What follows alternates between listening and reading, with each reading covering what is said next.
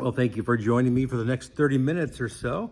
We're going to jump back into our teaching series called Just Don't Do That. And we've been walking through really the Old Testament, looking at those just don't do it moments where God said, don't do it. And yet we see that a number of people, and it certainly wasn't easy to kind of whittle this down. It wasn't difficult to find material when God said, don't do something, and yet people did it. And so we're going to jump back in that series in just a moment. If you have your Bible, I would encourage you to turn to Judges chapter 14. We're going to look at a guy by the name of Samson in just a moment. But before we do, I just encourage you to jump on our website, www.myfaithchurch.org. Take advantage of some of the resources that we've made available for you, whether it is creating your own Right Now Media account or some instructions of how to download the YouVersion Bible app that comes in very, very handy. You can get all of our teaching notes through the events tab on your YouVersion Bible app. So encourage you to do that. If you feel so led, you can click the donate button. So appreciate your contributions and your support. It allows us to continue to do what we're doing. Or you can text a contribution to My Faith Church, all one word, 73256. So now we got all the housekeeping stuff out of the way. We've been on this teaching series called Just Don't Do It. And we've been looking through the scripture, really through the Old Testament. There's a number of times when God just said, don't do that. And yet we see that there was countless people that did what was opposite of what God had said to do. And sort of the fallout from all of that. And the reason why we're doing this is not to give you such a negative taste in terms of humanity and God's people, but the fallout, the consequences, we want to learn from the page, obviously, not play that stuff out in our own life, repeat those same mistakes.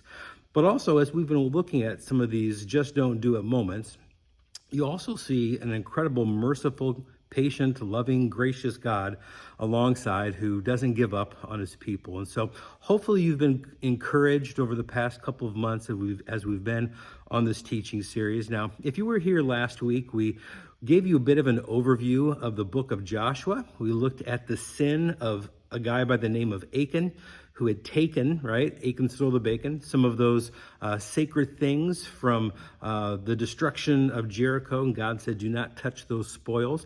But we gave you a bit of an overview of what the book of Joshua was.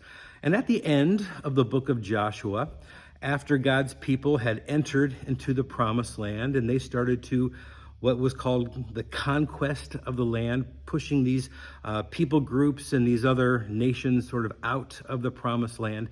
They had 400 years of where their evil practices sort of reigned, and God was using his people as punishment in terms of those people. But toward the end of the book of Joshua, Joshua gives this speech, and it echoes really a speech that Moses gave before God's people entered into the promised land under the leadership of Joshua. He says, as you go into these places and you live in homes that you did not build, and you collect the grapes from the vineyards that you did not plant, and basically as you're taking advantage of all these things, don't forget the Lord your God. And Joshua says something so important that actually I wrote this down on my wall at my house. It is, as for me and my house, we will serve the Lord.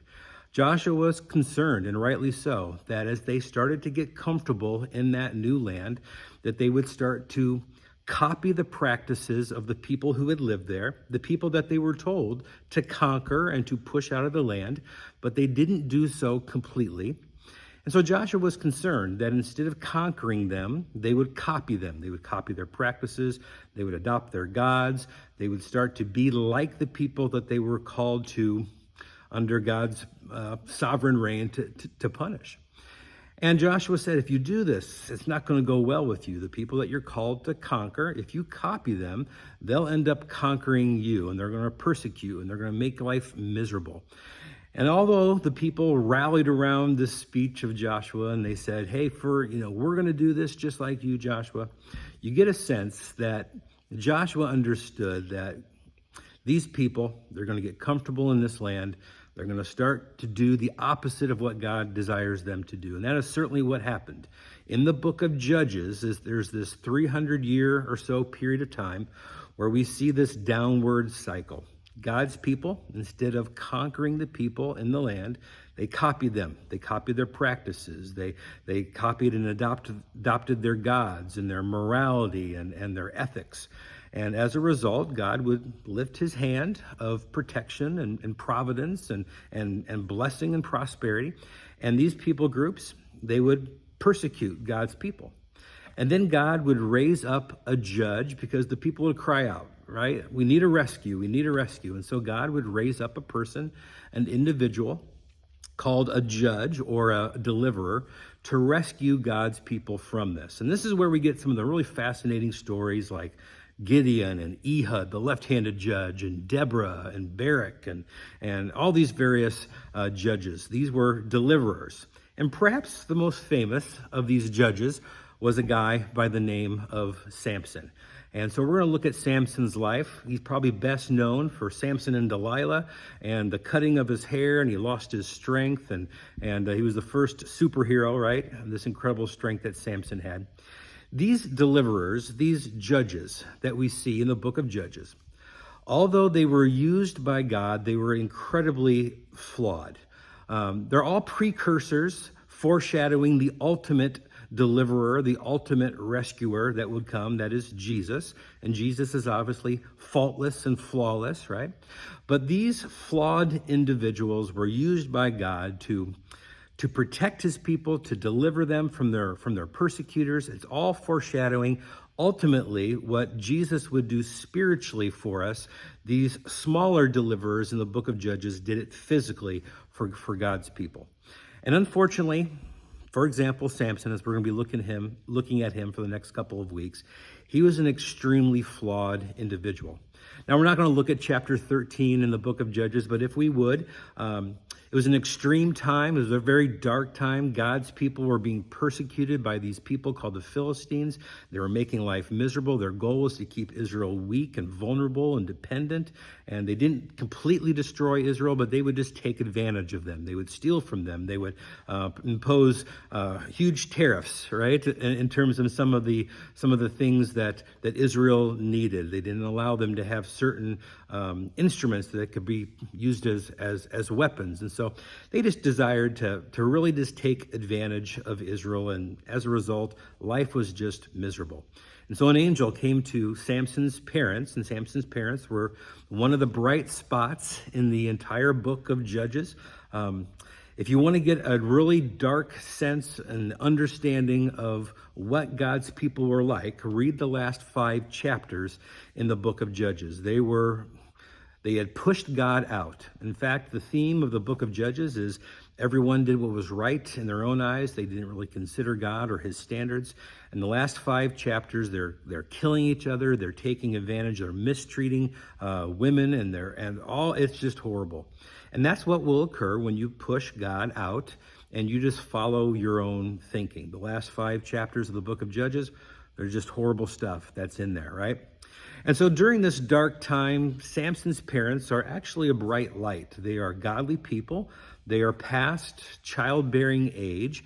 And yet an angel comes to them and says, you're going to give birth to a guy. And he is going to deliver my people. I've heard my cry, the cries of my people, the Philistines. They're persecuting God's people. You are going to give birth, this miraculous birth, to this particular individual, and he is going to save your people, our people, God's people, from the hands of the Philistines. And you are to raise him in the way of the Nazarite. Now, there are 3 vows that a Nazarite would take. It is an outward sign of an inward commitment of the heart.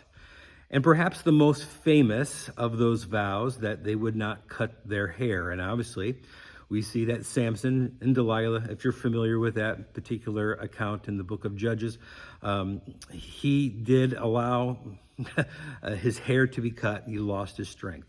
But that was only one part of the Nazarite vow. Now, the Apostle Paul probably took a Nazarite vow. I think Jesus did as well. And Jesus was called Jesus the Nazarene. It was usually done for a period of time. I think there might be some good evidence that John the Baptist took a Nazarite vow for his entire life, like Samson. And there are 3 parts to this. 1, you could not cut your hair. You could not drink alcohol.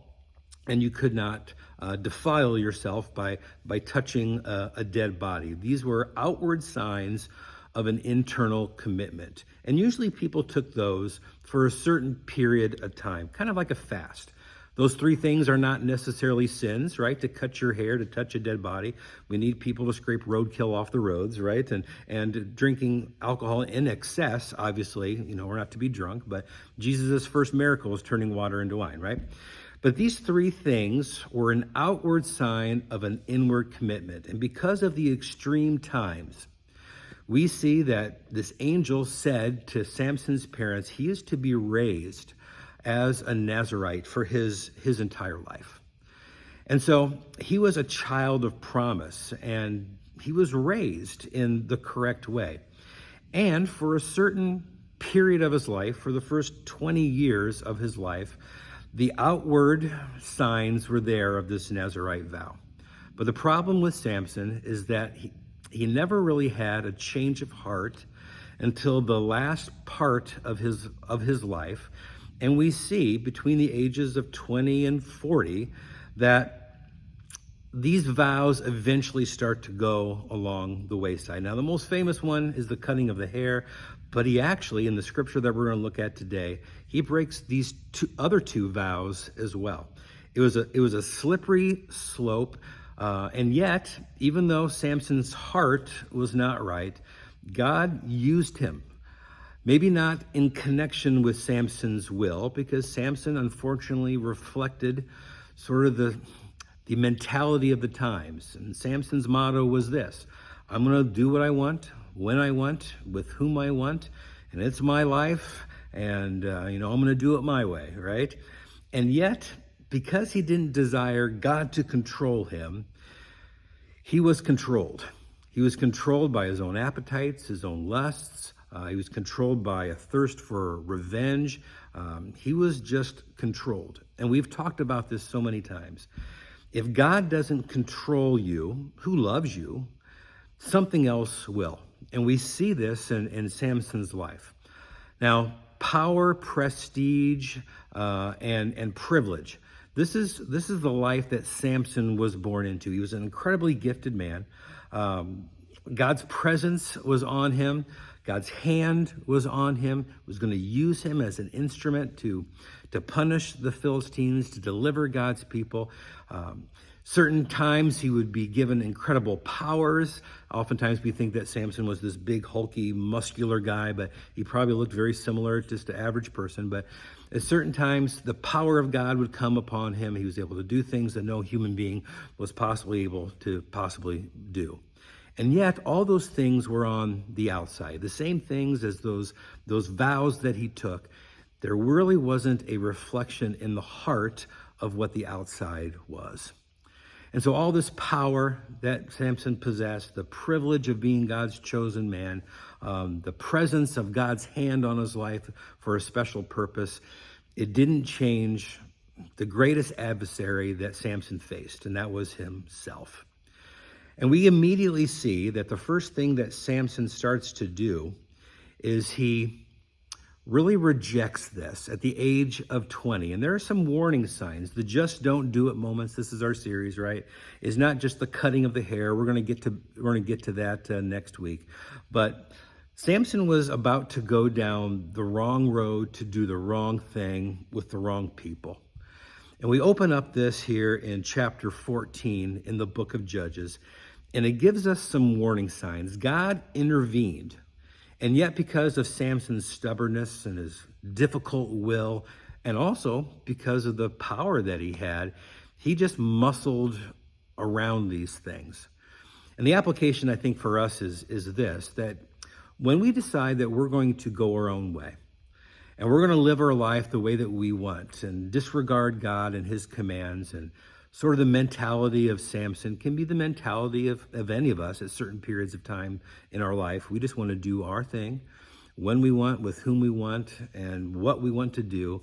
And there's a place for people like that, usually prison, right? But oftentimes we can reflect sort of this attitude of God's people in the book of Judges, and unfortunately Samson in the book of Judges. And yet, God gives us some obstacles. He intervenes in our life, to give us these warning signs that, hey, you're going down the wrong path. You're about to do the wrong thing. And we see this in chapter 14. And so this is where we're going to spend the time that we have remaining here.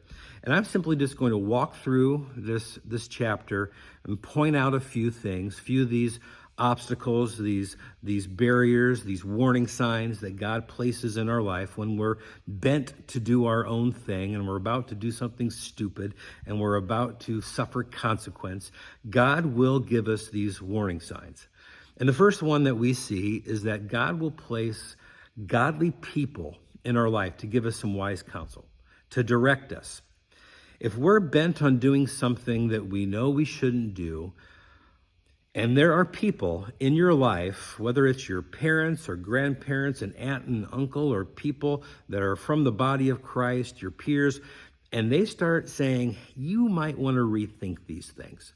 We need to really pay attention to those things. Now, it's not a guarantee that we're going to follow their counsel. We certainly don't see that here in Samson's life, but let's go ahead and let's read starting in verse 1 of chapter 14. This is the first time that we see Samson acting on his own and speaking on his own. All of chapter 13 is about Samson's birth and about his parents and how he was to be raised. And so now at the age of 20, now Samson went down to Timnah. Timnah was a Philistine city that was known for its wine. And remember one of those vows of a Nazirite, not touching a dead body, not cutting hair, and then also not drinking alcohol. What do you think Samson was going to do? At the age of 20, like oftentimes many young people do, they decide that they're going to throw off perhaps their upbringing, and they're just going to go do what they want to do. And we see Samson doing that. The first action of this man of God who was set apart to deliver God's people, he's going down to the wrong place to do the wrong thing. Now Samson went down to Timnah and saw a woman in Timnah. Those are the first two things that every parent fears that their 20-year-old son might get involved with, wine and women. So here we have this woman who's a Philistine woman in Timnah, the daughters of the Philistines.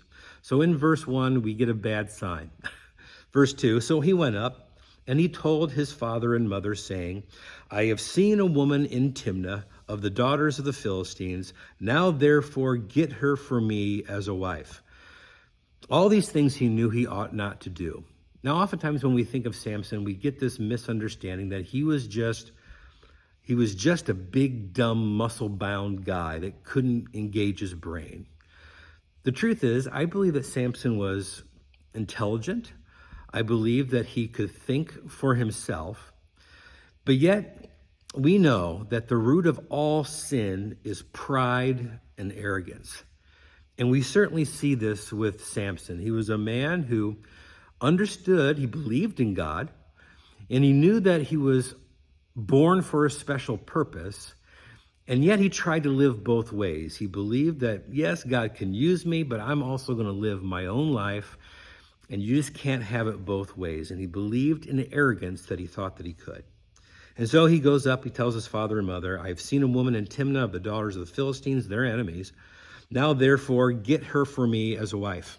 Then his father and mother said to him, this is the godly counsel that every parent should give, right? Is there no woman among the daughters of your brethren here, the Israelites, right? Among all of our people that you must go get a wife from the uncircumcised Philistines. And Samson said to his father, get her for me, for she pleases me well. But his father and mother did not know that this was of the Lord, that he was seeking an occasion to move against the Philistines. Now, there has been a lot of people who have looked at this verse 4, and kind of go, what in the world is going on? Well, God is very good at multitasking. Samson was set apart for a particular purpose. God was going to use him. And yet, at the same time, God also knew Samson. He knew his appetites. He knew his attitude. God was going to use him either in connection with Samson's will or just use him. And so I think we see here in this verse, there's nothing for us to get all excited about. This is not an excuse to go do sinful things because God has a bigger plan. Obviously, God would have much rather have used Samson in connection with his will, in obedience, than to sort of just, well, I'm going to use you anyway, right? For at that time the Philistines had dominion over in Israel. So Samson went down to Timnah with his father and mother and came to the vineyards of Timnah. Now, here's sort of the application for this. God has placed godly people in your life, and you should cherish them. I think all of us at certain periods and times in our life, we can either be naive or blind or just rebellious. And we can get frustrated. We can kind of get the grass is greener on the other side sort of syndrome. And we can kind of go into a period of, like Samson, I'm just going to do what I want to do right now to see how the other side lives. And when you start to go down that road to do the wrong thing with the wrong people, you start to see your friends as enemies. And we certainly see that with Samson. A little combative against the people who truly did love him. And you also start to see your enemies as friends. And so he's going down to Timnah. These are the enemies of God's people, and he wants to be buddy-buddy with them. And he also sees a female. It was lust at first sight, right? It was not love. And he says, you know what? I'm just going to do what I want to do. I know what is best. And then if you have people in your life, whether it's your parents, grandparents, aunts and uncles, peers, to the body of Christ, whatever it may be, and if you are fortunate enough to have these people who have the guts to say the things that you need to hear that you may not want to hear, you need to cherish them. In fact, if you start to hear from the people that love you of certain things in your life, you can be like Samson, just reject it, just dismiss it, and actually get hostile to it. And there's certainly that. I've seen that, as a pastor for a number of years. When you say hard things to people who have a hard heart, who are going down the wrong path, they can start to see you as their enemy, and they can start to see their enemies as friends. It's just this flop that we see. Now, unfortunately, Samson had a strong, stubborn will, and even though truth was spoken to him, you can, like Samson, reject that truth. And now that doesn't mean that God is going to leave you alone.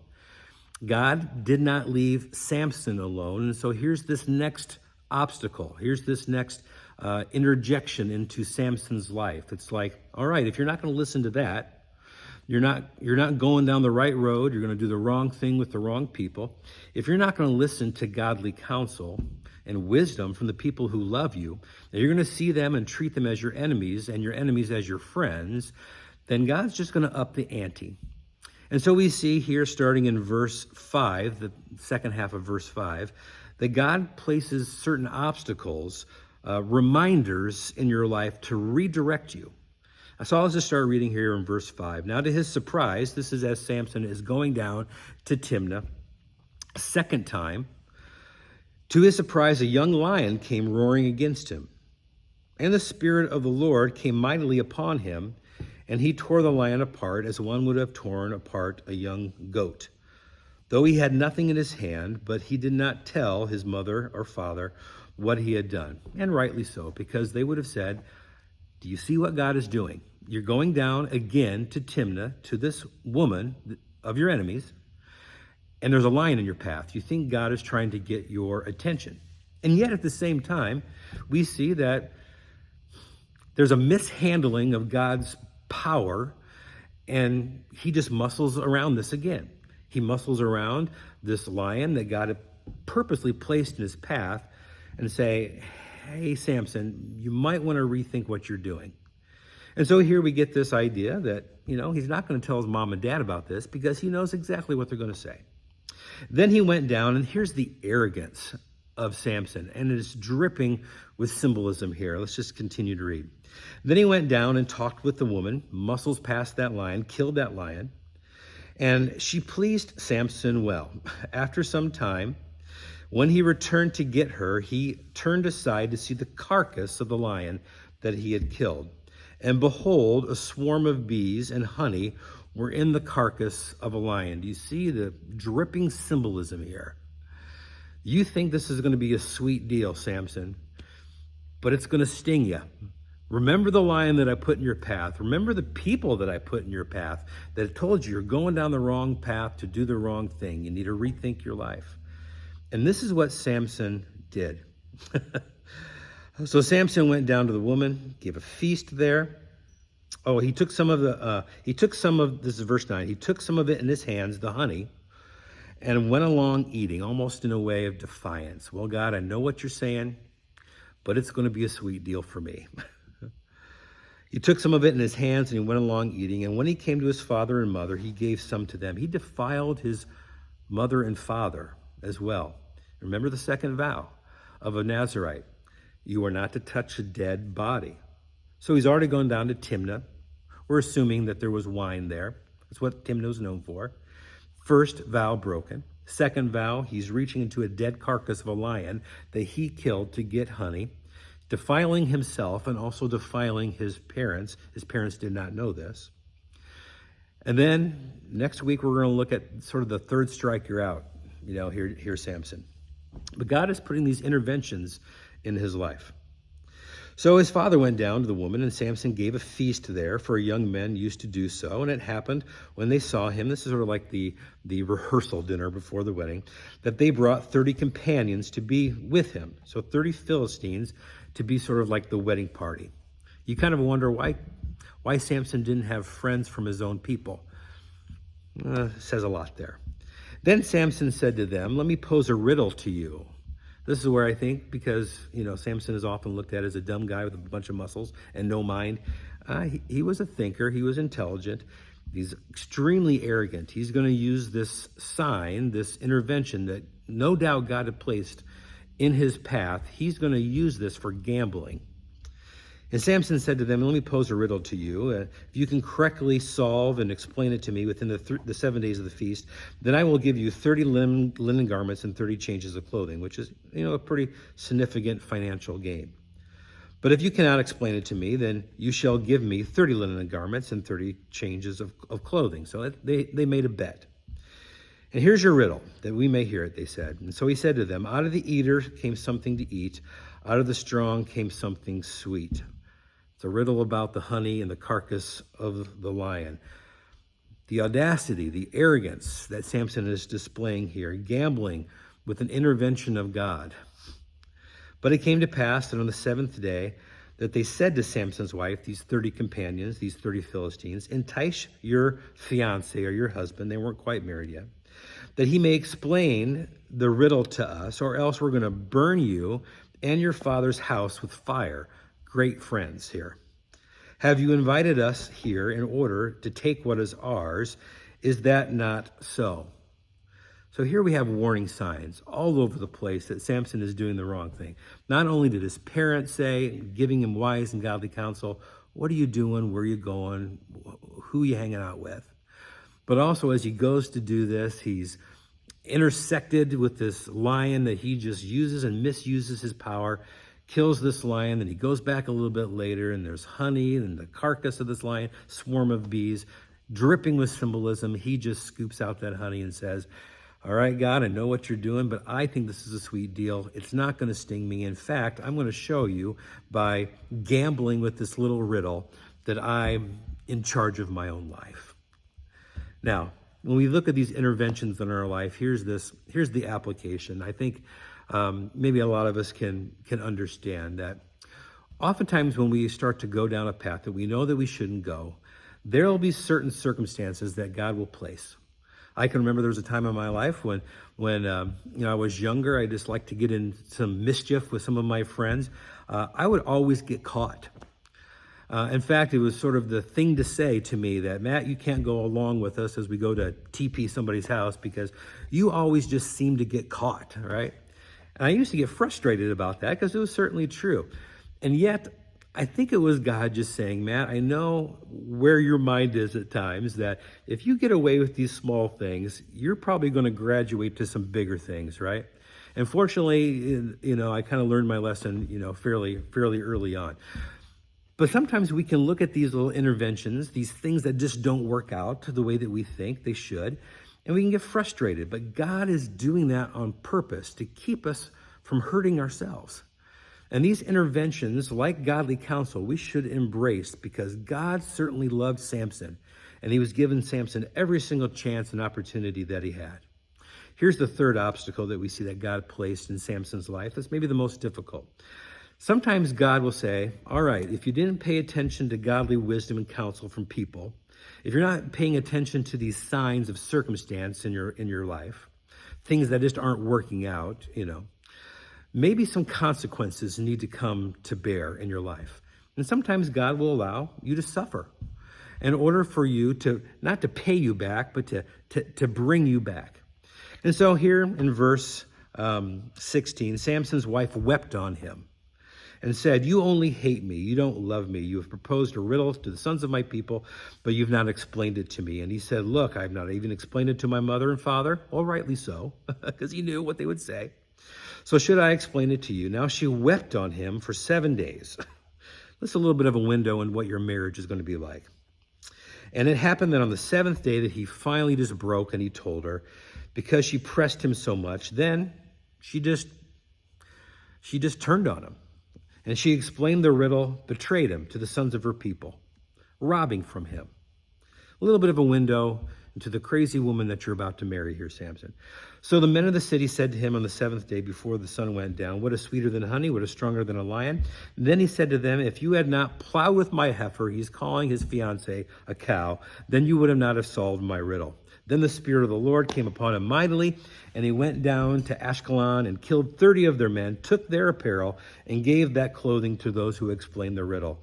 And so in his anger was aroused that he went back up to his father's house, and Samson's wife was given to his companion, who had been his best man. Now, what is interesting about this is God is allowing a window to peek into the window of what Samson's future is to be like. For 7 days, his fiancée is just making life miserable.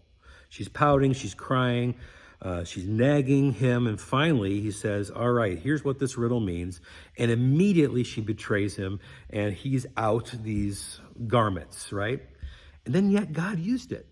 God used it to punish the Philistines and to pay them back for what they were doing. And yet at the same time, God was also, he's good at multitasking. He's giving Samson a bit of circumstance, a bit of consequence. Now, what is interesting about this, we don't see Samson's parents in here. We don't see Samson's parents rushing in and trying to rescue him from some of the stuff that he is suffering. And it is a lesson that all parents, we need to learn, and all grandparents, right, and uncles and people that we love. There is a time to rescue. There certainly is a time to intervene and to take our kids away and out of environments and from people and relationships or from atmospheres or whatever. When they're not thinking right, there certainly is. But there also is the occasion when they have rejected godly counsel, when they have rejected godly interventions of circumstance in their life, simply just to allow the consequences to come to bear, because nothing is a better teacher than suffering and pain. Now, unfortunately, just like the other two obstacles, godly counsel and godly circumstances, Samson just rejects this as well, because 20 years later, he's going to be in a very similar situation, which we're going to be discussing actually next week. So hopefully, as we looked at chapter 14 in the book of Judges, you've been able to place yourself in some of these situations with Samson, not obviously in the details, but God loves Samson. He is giving him godly counsel through his parents and people. He is intervening in his life. Things that should have gone smooth are not going smooth. God's allowing him to experience suffering and consequences in life. And yet he still muscles around these things, explain these things, misdirect these things. Samson was an incredibly stubborn person. And yet at the same time, if you just focus on Samson, you're just like, why did God choose this bonehead? And yet, when you just focus on God, oh, it's a loving God. A God who places his hand on his people and says, you are stubborn, you are slow to learn, you have a stubborn will, but I am not giving up on you. And I'm going to empower you, and I'm going to use you, and I am the God of second, third, and fourth, and fifth chances. And we get a picture of an incredible God along with an incredible failure of a guy by the name of Samson. So join me next week, hopefully in person, 10 o'clock at Faith Church in Martinsville. If not, join me here on YouTube once again. The Lord bless you. The Lord keep you. May his face shine upon you and give you strength until we meet again. God bless.